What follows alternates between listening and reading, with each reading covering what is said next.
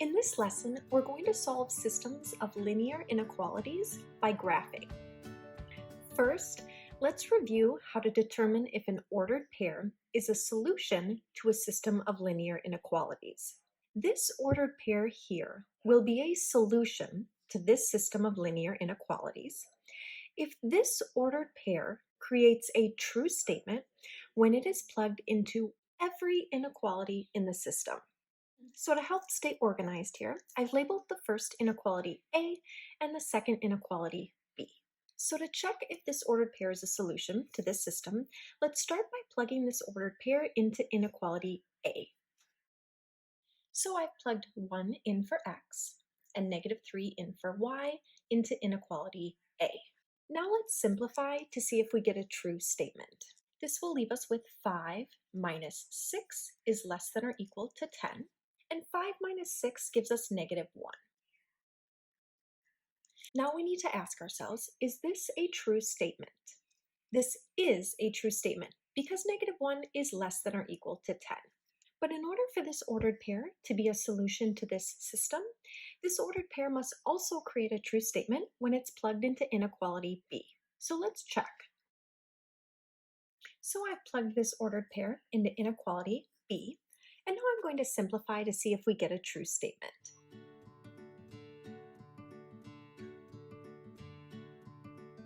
And here we end up with a false statement.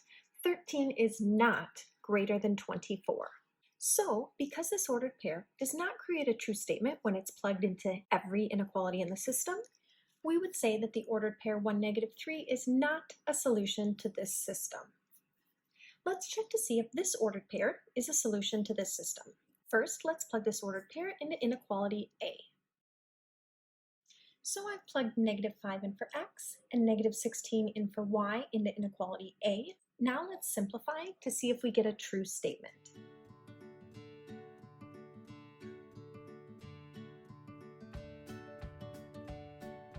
We end up with the true statement -57 is less than or equal to 10. Now let's plug this ordered pair into inequality B.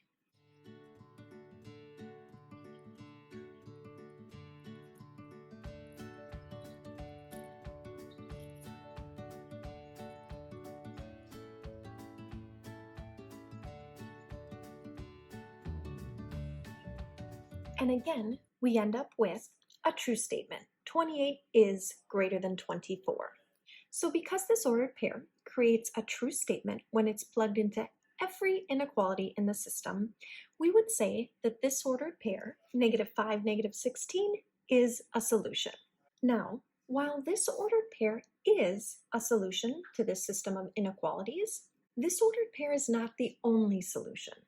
In fact, there are infinitely many other ordered pairs that would create a true statement when plugged into every inequality in the system. So, notice the system of inequalities has an infinite number of solutions. So the question is, what if you're asked to find all of the solutions for a system of inequalities like this?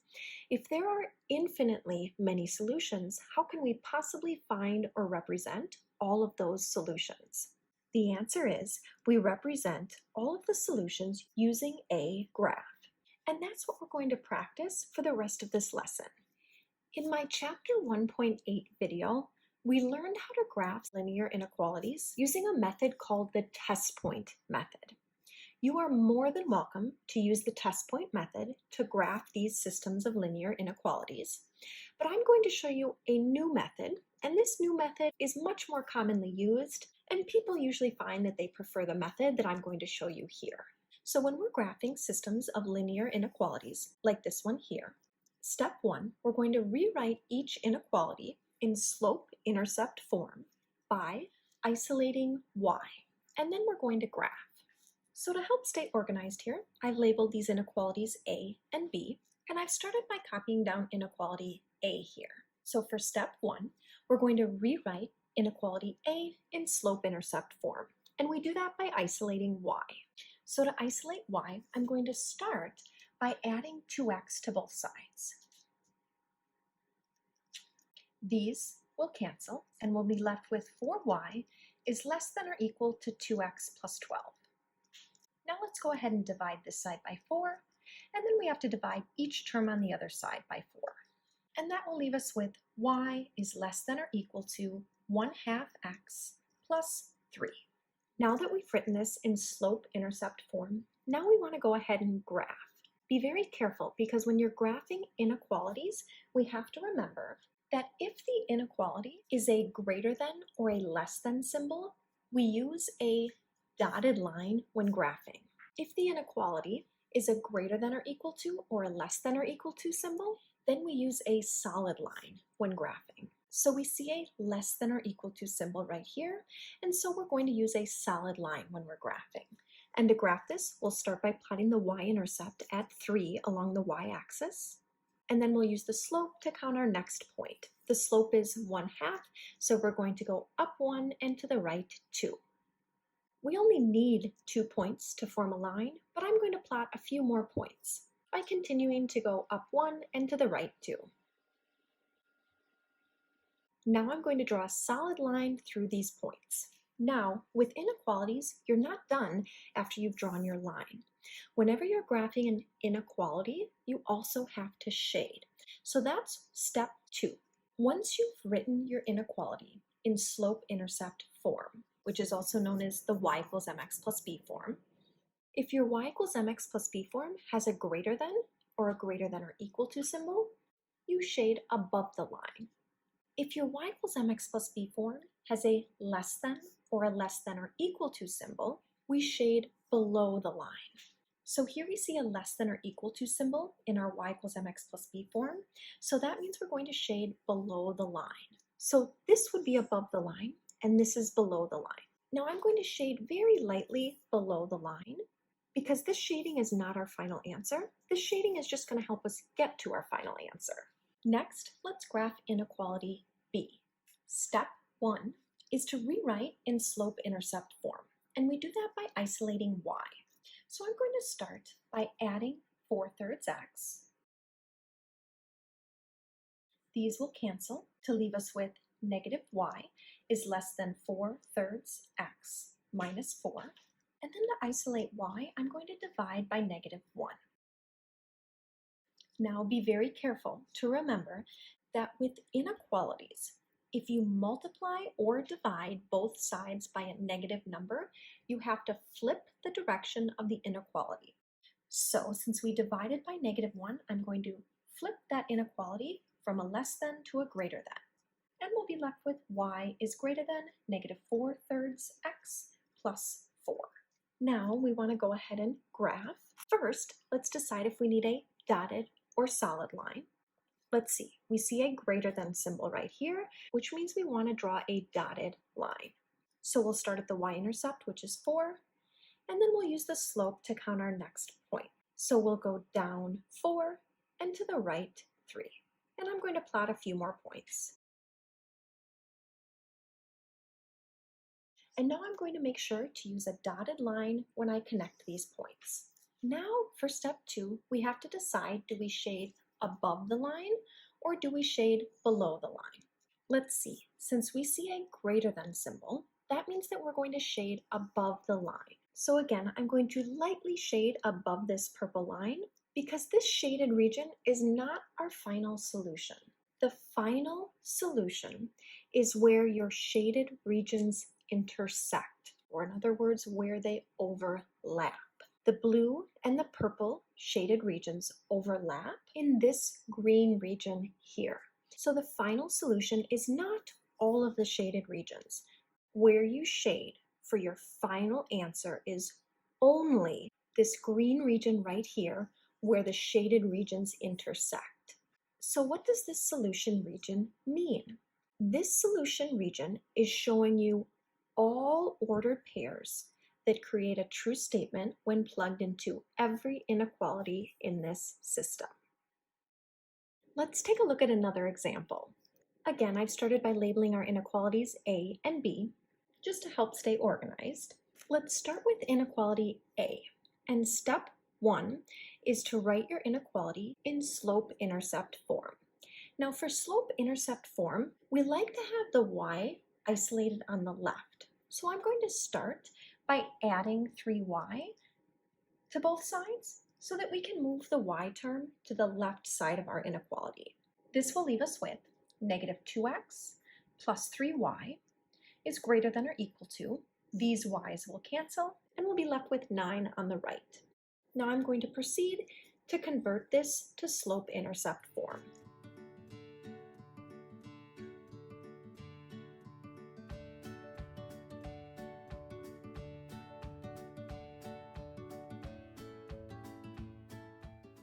And we've now written our inequality in slope-intercept form. Now let's go ahead and graph, but first let's decide if we need a solid or dotted line. This inequality here is a greater than or equal to symbol, so if we look back at our notes, for a greater than or equal to symbol we use a solid line. So to graph, we'll start by plotting our y-intercept, and then we'll use the slope to count another point. We'll go up 2 and to the right 3. And now I'll connect these points using a solid line. Now, remember with inequalities, you're not done after you've drawn the line. With inequalities, we always have to shade. So to determine if we need to shade above the line or below the line, we always look at the direction of the inequality in our slope-intercept form. This inequality is a greater than or equal to symbol. So if we look back at our notes, if the direction of your inequality in y equals mx plus b form is a greater than or equal to symbol, we shade above the line. So I'm going to lightly shade above this blue line. Next, let's go ahead and graph inequality b. I've started by copying down inequality b. Now I'm going to convert inequality b to slope-intercept form.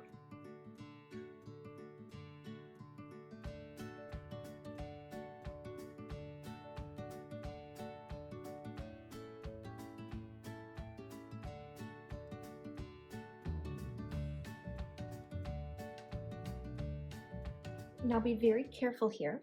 Notice that I divided by a negative number here, and with inequalities, if you divide by a negative number, you have to flip the direction of the inequality. So I flipped the inequality from a greater than or equal to symbol to a less than or equal to symbol. Now let's go ahead and graph. First, let's determine if we need a solid or a dotted line. With less than or equal to symbols, we use a solid line. So I'm going to start at the y-intercept, which is negative 1, and then I'll use the slope to plot our next point. We'll go up 2 and to the right 3. And then I'm going to connect these points with a solid line. Now we have to decide if we shade above the purple line or below the purple line. And to decide where to shade, we look at the direction of the inequality in our y equals mx plus b form. This is a less than or equal to symbol. So if we look back, if you have a less than or equal to symbol in your y equals mx plus b form, we shade below the line. So I'm going to lightly shade below this purple line. Now, we're not done with our final answer yet, but first, the two most common mistakes are that students will forget with inequalities, if you multiply or divide by a negative number, you have to flip the direction of the inequality. The other most common mistake is that when students are deciding which direction to shade, they will look at the original inequality. If you look at the original inequality b, this symbol here tells you to shade above the line. That would be incorrect. So make sure when you're deciding where to shade, you look at the y equals mx plus b, or in other words, the slope-intercept form. Now, our final answer is not all of these shaded regions. The final answer is where these shaded regions intersect. These shaded regions never intersect. So for our final answer, we can either write no solution, or if we're asked to show our final answer graphically, remember, if we look back at our previous problem, the final answer is not all of the shaded regions. What you shade for your final answer should only be where your shaded regions intersect. Since these two shaded regions never intersect, there is no region of intersection to shade for our final answer. So graphically, our final answer would just look like this, with no shaded solution region at all. What does this mean? Well, this means that there are no ordered pairs that satisfy both inequalities. In other words, there are no ordered pairs that create a true statement when plugged into every inequality in the system. Next, we're going to graph inequalities that involve vertical and horizontal lines. Let's start by remembering that the equation of a vertical line has the form x equals a number, and the equation of a horizontal line always has the form y equals a number. So let's take a look at problem 4 here, and I've labeled our inequalities A and B. Before we graph this inequality, let's just picture what the line y equals 4 would look like. Remember, whenever you have an equation of the form y equals a number, that is always a horizontal line. So y equals 4 will be a horizontal line. Now, before we graph this horizontal line, let's check to see if we need a solid or a dotted line.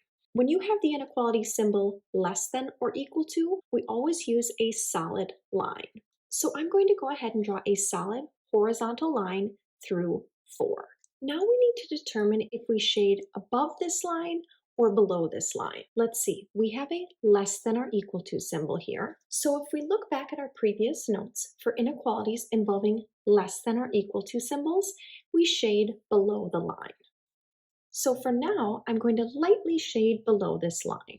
Next, let's graph this inequality. Now, in order to graph this inequality, let's first just picture the line x equals -1. I've just replaced the inequality symbol with an equal sign just to help us picture what the line would look like. Now remember, if you have the equation of a line of the form x equals a number, just like we have here, that will be a vertical line. Now before we graph this vertical line, we have to ask ourselves, should we use a solid or a dotted line?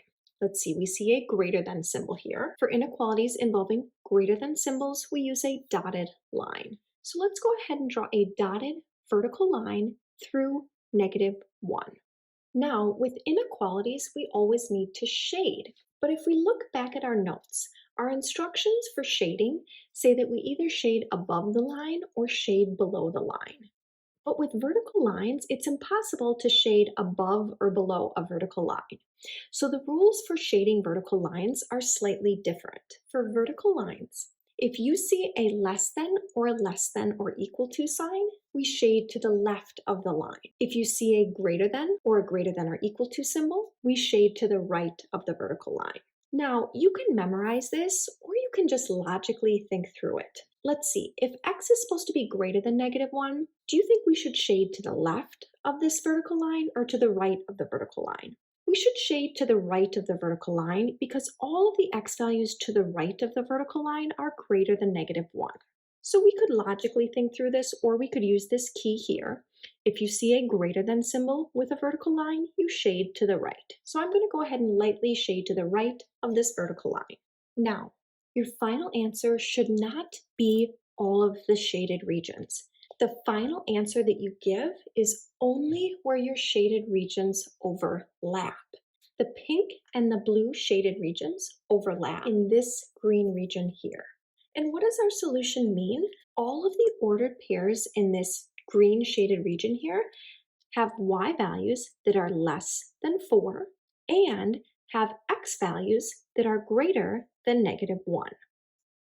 Let's try one more example. Again, I've labeled our lines here, line A and line B. In order to graph this inequality, let's start by just picturing the line y equals 4. Anytime you have an equation of the form y equals a number, that is always a horizontal line. So let's go ahead and graph this, but first be careful to check if we need a solid or a dotted line. When you have the greater than symbol, we always use a dotted line.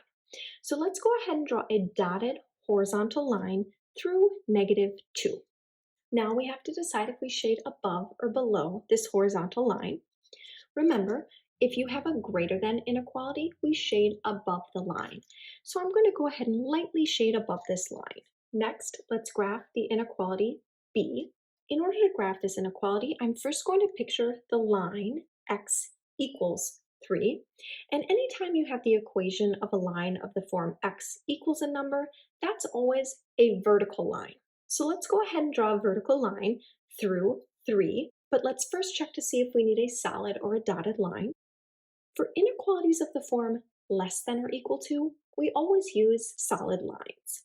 So I've drawn a solid vertical line through 3. Now we need to do the shading for this inequality, but remember with vertical lines, instead of shading above or below the line, we shade to the right or to the left of the line. Let's think through this logically first.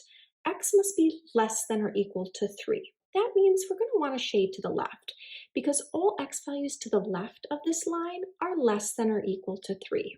You could also use this key. If you see a less than or equal to symbol, we shade to the left. So I'm going to lightly shade to the left of this blue line. Now remember, for your final answer, you do not show all of the shaded regions. You only show where the shaded regions overlap. So the pink and the blue shaded regions overlap in this green shaded region right here. In this green shaded region, all of the y values are greater than -2 and all of the x values are less than or equal to 3. Let's take a look at another example. Notice this system here involves 4 inequalities. To help stay organized, I've labeled our inequalities A, B, C, and D. Let's start by graphing this first inequality here. So I've started by copying down inequality A. Now to graph inequality A, we have to start by writing A in slope-intercept form. In other words, that y equals mx plus b form. And we do that by isolating y. So I'm going to go ahead and do that.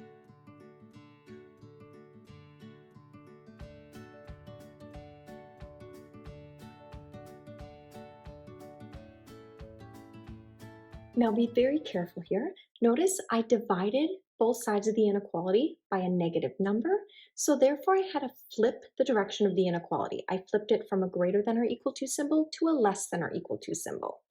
Now, in order to graph this, let's first determine if we need a solid or a dotted line. With less than or equal to symbols, we use a solid line. So I'm going to start by plotting the y-intercept, which is 6. Now the slope here is -1. When plotting the slope, we always like to think of the slope as a fraction, so we could rewrite the slope -1 as -1 over 1. So starting at the y-intercept, we're going to go down 1 to the right 1. And we only need 2 points to plot a line, but I'm going to plot a few more points. And then we can go ahead and connect those dots with a solid line. Now that we've drawn our line, we have to decide how we're going to shade. Now be very careful. The most common mistake is when deciding where to shade, students will look at the original given inequality. If you do that here, you'll shade incorrectly. When deciding how to shade, always look at the slope-intercept or the y equals mx plus b form. In the y equals mx plus b form, if you see a less than or equal to symbol, we shade below. So I'm going to very lightly shade below this purple line. Next, let's graph inequality B. To graph inequality B, we have to rewrite it in slope-intercept, or in other words, y equals mx plus b form. I'm going to go ahead and do that.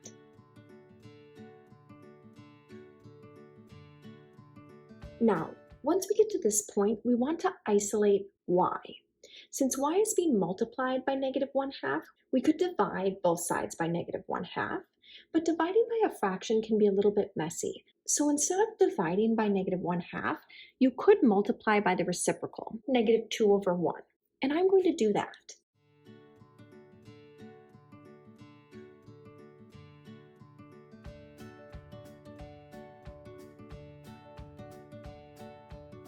So I multiplied this term by the reciprocal -2 over 1, I multiplied the x by -2 over 1, and I multiplied the -5 by the reciprocal -2 over 1.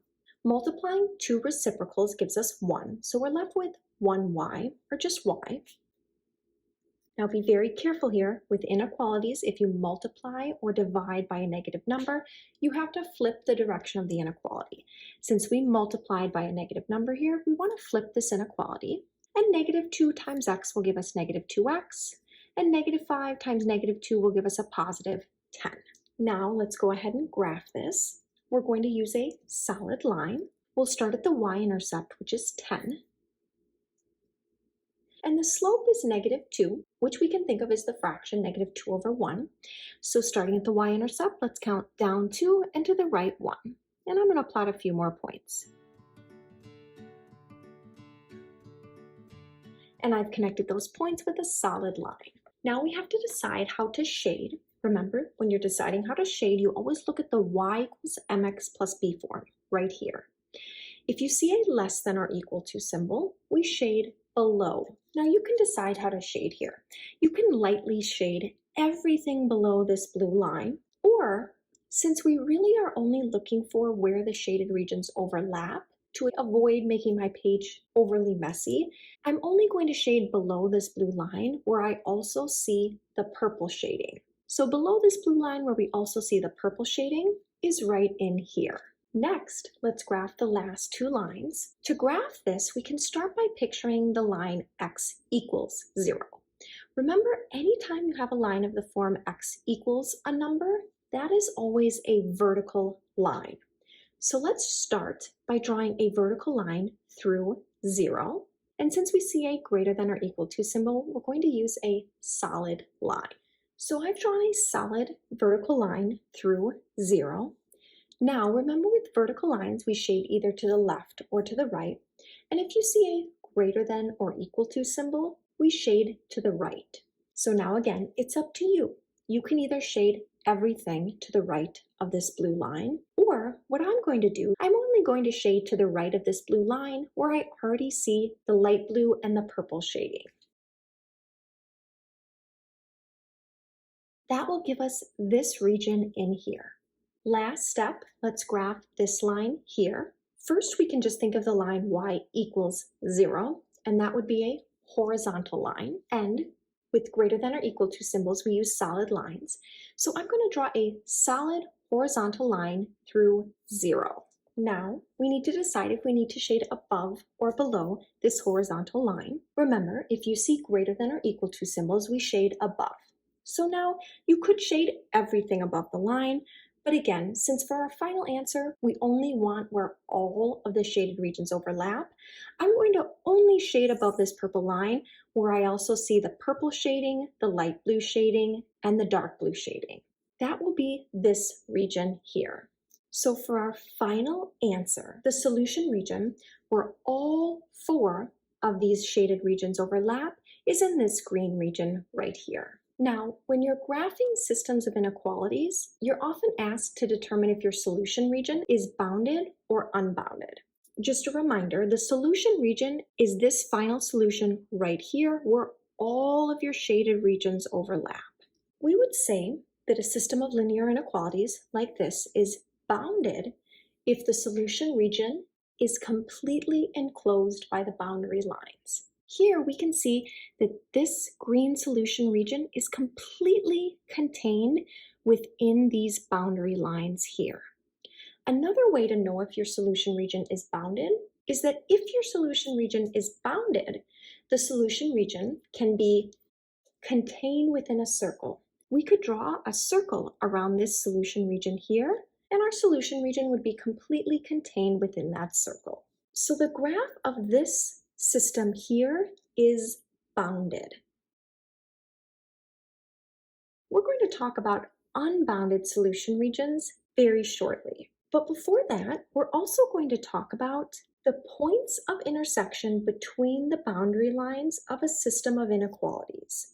The points of intersection between the boundary lines of a system of inequalities, in other words, the vertices, are often referred to as the corner points. If we examine our green solution region here, let's label all of the corner points of our solution region. In other words, all of the vertices. This will be the easiest one. This is 0, 0. This one looks like it's the ordered pair 5, 0. Here's another corner. This is the ordered pair 6, 0. And here's the other corner point right here, and this is the ordered pair 0, 6. Let's take a look at one last example, and this last example will be an example of a system that is unbounded. I've started by labeling our inequalities. Let's start by graphing inequality A. To graph inequality A, we have to rewrite it in slope-intercept form. To do that, we isolate y. Now, there are several different correct ways to do this, but I noticed that we have several fractions here, so I'm going to use our LCD approach. You can always multiply your equation or your inequality by the LCD to get rid of the fractions. The LCD, or the least common denominator here, would be 2. So I'm going to go ahead and multiply each term here by 2 over 1.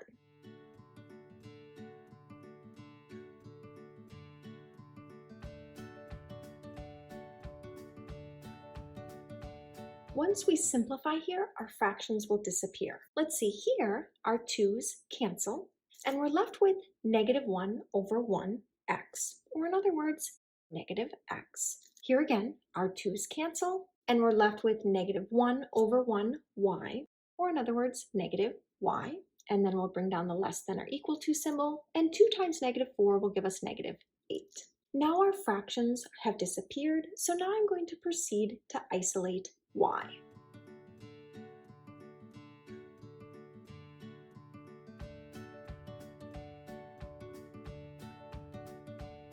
Now that we've written our inequality in slope-intercept form, let's go ahead and graph. Notice we're going to use a solid line.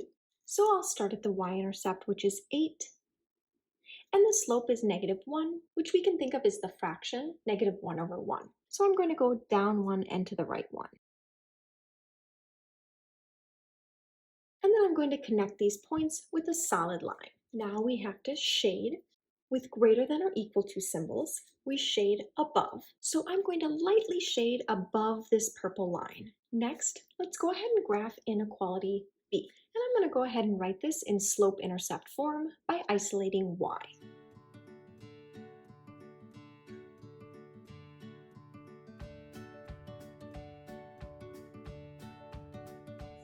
Now that we've written this in slope-intercept form, let's graph. We're going to use a solid line here, and I'm going to proceed to graph this line. Now we have to shade either above or below this line. So we look at the y equals mx plus b form, and we see a greater than or equal to symbol, so we're going to shade above. Now again, you could shade everything above this red line, but since for our final answer, we only want the overlap of all of the shaded regions, I'm going to shade above this red line where I also see purple. That will be this region here. Next, let's graph these two horizontal and vertical lines. If we picture the line x equals 3, that would be a vertical line. So I'm going to go ahead and draw a vertical solid line through 3. Now remember, with vertical lines, we either shade to the right or to the left. And if we see a greater than or equal to symbol in a vertical line, we shade to the right. So now I'm going to shade to the right of this blue line where I also see red and purple. That will give us this region here. Last, let's graph this line here. If we picture the line y equals 0, that would be a horizontal line, and I see that we're going to draw a solid line here. So let's draw a horizontal line through 0.